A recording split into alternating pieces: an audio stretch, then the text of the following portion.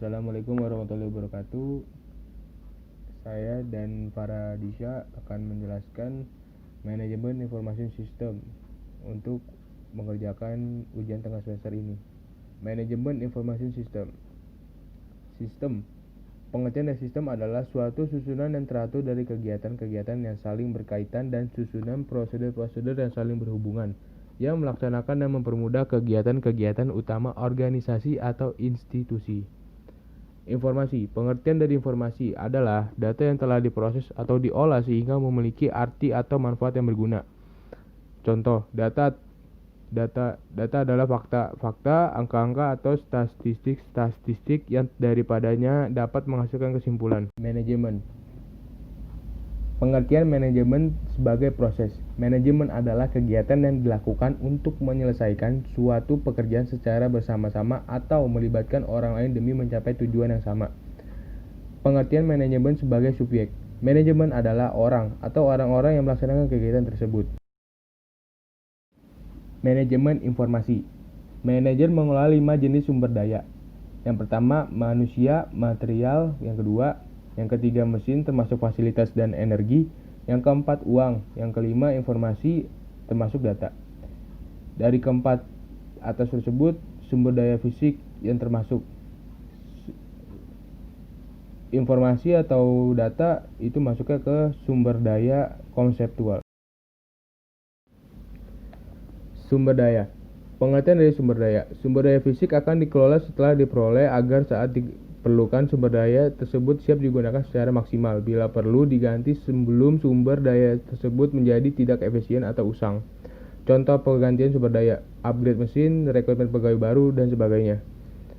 Kedua, tugas manajer meliputi pengelolaan sumber daya fisik dan mencakup pengelolaan sumber daya konseptual.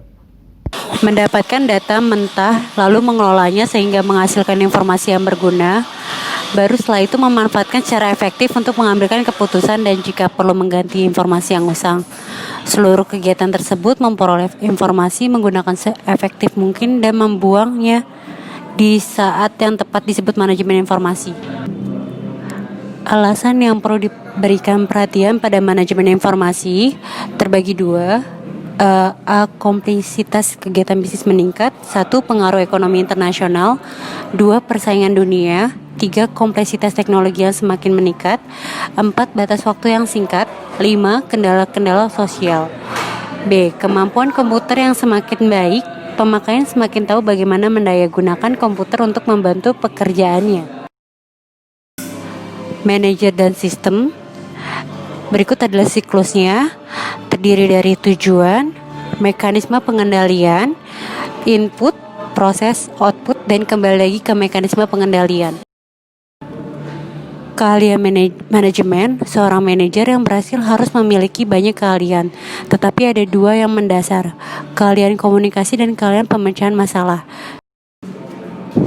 Sistem tanpa elemen mekanisme kontrol, lingkaran umpan balik, dan tujuan disebut sistem lingkaran terbuka, open loop system. Terdiri dari input, proses, output. Sistem dengan 3 elemen kontrol, tujuan mekanisme kontrol, dan lingkaran umpan balik disebut sistem lingkaran tertutup, closed loop system. Sistem terbuka dan sistem tertutup. Sistem yang dihubungkan dengan lingkungan melalui arus sumber daya disebut sistem terbuka atau open system. Sedangkan sistem yang tidak dihubungkan dengan lingkungannya adalah sistem tertutup, closed system. Hierarchy system. Sistem terbagi menjadi 3 subsistem. Subsistem A, subsistem B, subsistem C. Subsistem A terdiri dari subsistem A-1, subsistem A-2, subsistem A-3. Subsistem B, subsistem B-1, subsistem B-2, bagian elemen B-1.